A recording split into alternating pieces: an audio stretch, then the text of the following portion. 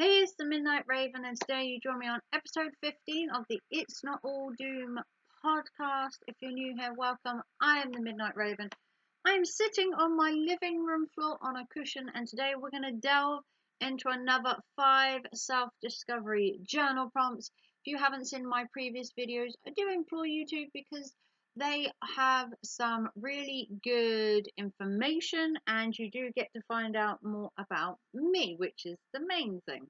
So today we're looking at another 5 journal prompts from the Self-Discovery Journal Prompt book, which was suggested to me for my mental health. And today we're going to be looking at another 5 questions. Now you can divulge as much or as little as you like in the comments. You can sympathize with me, you could give me advice, or you could share your own advice and your own stories in the comments. So today we are looking at question 26, 27, 28, 29 and 30. So today, 26. What kind of financial habit do you want to develop? So this is probably would have been an easier question to answer maybe 5-6 years ago when the pandemic wasn't a thing, or the war in Russia wasn't a thing, or the UK now being run by a Labour government wasn't a thing. So financial habits that I want to develop. So back before I moved out into my own place, I obviously lived with a partner, had a family, and I had a pretty stable relationship with money. Obviously, when I became single and moved out, things were a bit hit and miss. Obviously, I had to find money, I had to finance a house myself per se, and then the only one I could rely on if things went bad would be me. Then obviously my eldest used to live with me, so we would help each other. Then obviously he moved out and I became self-sufficient again. Technically I've always been self-sufficient, but when you run a home with 2 of you, you do rely on the other half to pay half the bills, or you pay half and they pay half. Currently, my financial status would be that I am the sole provider for the house. My son is 16, has just left high school, is in the means of looking for a job but hasn't yet, so I am the sole breadwinner and provider for my house, which is okay. Sometimes I must admit the financial burden that is set upon me in this day and age, not because I have a son living with me. I think it's the economy, the war in Russia, prices have gone up. Financial habit, I do need to get a little bit better, maybe a bit more stable. When I go back to work, obviously I lost my job recently due to the store I was working at closing. So financially things are a bit up and down. Hopefully once I go back into work, they will mellow out a bit. But obviously the UK is going through a bit of, I want to call it a recession, a demise.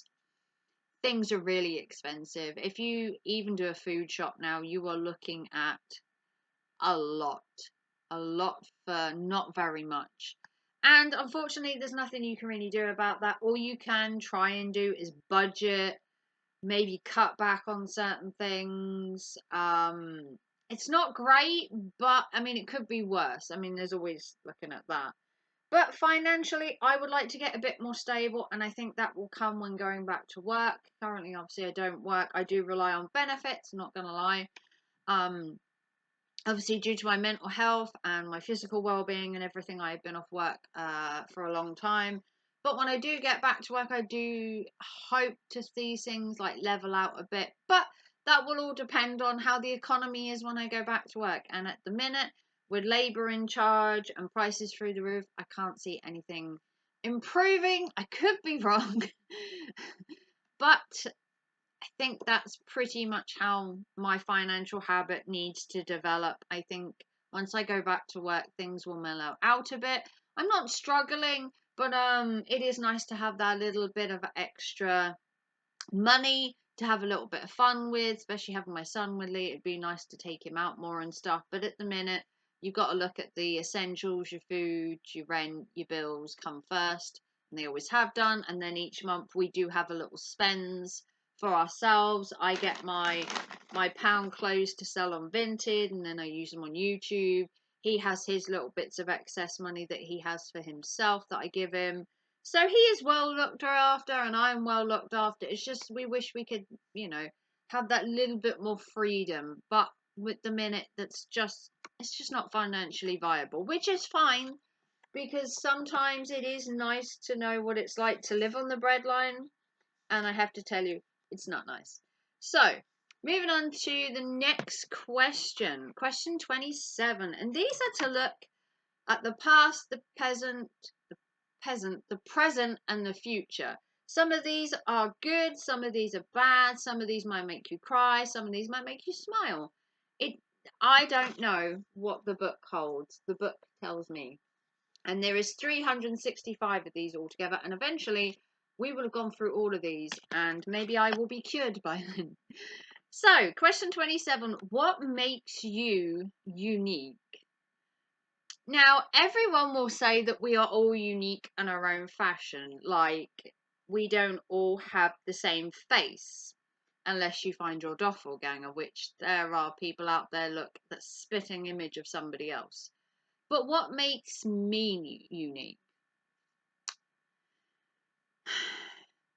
I guess my attitude makes me unique. My interests make me unique. The fact I dyed my hair green recently just for the fun of it. Did I like the repercussions of the fact that my hair is now blonde because it has come out? Probably not. Probably should have rethought that. What makes me unique? I do have a serial killer obsession, murder obsession, true crime obsession. My family would say that makes me quite unique, that I have an interest in Nazi Germany, into Hitler, that I have a thing for pentagrams, ravens, crows, the occult, the more darker aspects of life. Maybe that makes me unique. Maybe the fact that I find myself unique. I haven't met many people like myself. The serial killer thing, the World War II thing, the dyeing my hair green. People look at me funny for the green hair. I don't know why. Come on, Joker film is out. People get with it. I've been called weird, strange, unusual, the black sheep. Does that make me unique? Maybe I'm unique to other people, but to me, I'm just me. I think that's the thing. I think to me, I seem pretty normal. I watch a serial killer thing. I light black candles. I have a pentagram in my house. I find that normal. To everybody else, it's weird, it's peculiar, it's strange. But it's only strange to them. It's not strange to me. I myself don't feel I'm unique. I feel I'm just me. Yes, there may not be a pentagram in everybody's house, and that might make me a little bit unique. And I might have an obsession for ravens and bats and the occult and stuff like that. But does that make me unique, quirky, different, or just me? I think it just means I'm just me. I don't think I'm unique at all. I think I'm just unique to everybody else because everything I like is either weird or strange or different to them. I myself am not unique. I wouldn't call myself unique. In fact, I'd call myself quite boring because I find these things just normal, but to everybody else, they're weird. So I find most people other than myself unique because the people that paint their houses in beige, or the people that only wear white clothes, or the people that are fascinated by brand labels, or fascinated by having a new iPhone constantly. Them people I find to be just meh. But I'm apparently unique because I like all of this. But to me, they're unique to me, but they're also bland and boring and just meh. But I guess each to their own, I would say. Each to their own. Am I unique? Maybe, but I'm not unique to myself. I find myself to be quite dull. But you know. Okay, 28. What are 3 things on your bucket list that you want to achieve? So this is looking at the future. So we've done the financial bit now. We've done what makes me unique, so that's going a bit personal. Now we're looking at 3 things on my bucket list that I want to achieve. What do I want to achieve? So I suppose the most obvious thing is to get my mental health to balance out, would be one goal. My mental health is currently like this. A bit of a roller coaster. One day I feel fine, the next day I want to crawl up into a ball. I would love to get my mental health to balance. Not necessarily be fine, but balance. More consistent. So I can feel better for longer periods of time would be great. Another thing I would want to achieve is I want to go into a different career. I've done retail for all of my life practically, and I find it to be a dead end job. I hate retail with a passion now. I hate the whole process of the retail corporate world and the money grabbing and just me. Um, and I want out. I want to achieve something. Maybe working for a smaller business, doing something else, but getting out of retail. I hate the retail world for what it's done to my mental health over the years, my wellness over the years. I want out. And another thing I want to achieve is a sense of happiness. I think we want to achieve a sense of happiness. That might go toe to toe with mental health. But I want to have a sense of being happy within oneself.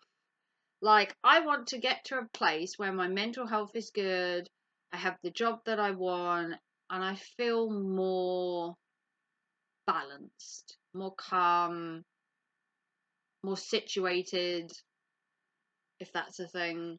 Um, a bit more organized, maybe. A bit more me. I think I lost myself quite a few years ago, and this whole mental health journey that I'm on, I'm trying to find me, and I don't know who I am. I really don't. And I think my bucket list would be to balance my mental health, to find a new career, because the corporate world sucks and retail sucks. And I want to find a more balanced me, a more sense of enjoying the life that I have for as long as I have left. I would like to have a balanced life. You know, it's not much to ask to be happy in oneself. And I know a lot of people are going to say, well, once your mental health is leveled out, you'll feel a sense of calm, you'll feel a sense of more positiveness. Once you get into a different job, you should be able to put a smile on your face, feel good. But I don't know if that is everything I need to feel me. I still don't think I know who I am. I think for years I have acted certain ways, been certain ways, acted certain ways around people, acted certain ways in the corporate world, acted certain ways for other people in my life, and I think I just want to find me. And I think I'm lost. I think I'm a little sheep on a hillside looking out at everybody else in their little groups being, sorted, know what they're doing, and then there's just me as the little sheep on the hillside, a black sheep, mind you, just staring off into the wilderness, being like, I don't know who I am, I don't know where I am, I don't know where I'm going. I feel lost. I feel like the lost little black sheep that needs to find where she belongs and who she is and where I'm going. So I'm that sheep on the hillside looking out for where I should be going and what I should be doing. And the answers are out there. It's just going to be a little bit longer for me to finally find out who I am. And that's fine. It takes time. We're not rushing to get to the finish line. So, question 29. What do you want people to say about you at your funeral? Okay. Wow. We tanked there, didn't we? Okay, what do I want people to say about me at my funeral? I want people to say at my funeral that I didn't change myself to suit anybody. That would be it. That I lived my life how I wanted, when I wanted, and the way I wanted. I became a goth from a very young age. I was interested in really macabre stuff from a very young age, and I have stuck to my guns. I still wear my black clothes. I still have my pentagrams in my house. I still like the macabre world. I still visit a graveyard once a week and I sit in there and self reflect. I want people to say that I lived my life the way I wanted to, and I gave no fucks about what anybody else wanted. I didn't change who I was back in high school when I was bullied. I didn't change my life as I grew up and was bullied through different workplaces I have been in. I stuck to my guns and I stayed true to who I was. And I think that's a thing that pisses a lot of people off. And those people would either, get with the program or get going. I don't think I've ever changed myself to suit anybody. I may have hidden parts of myself or altered slight parts of myself when I became a mother, dulled things down a bit. Not necessarily changed who I was, but had to conform a bit more. But I want people to say that I lived my life the way I wanted to live. I didn't change myself to suit people, like, overall. I didn't just suddenly just say, oh, you don't like who I am, I'm just going to change who I am then.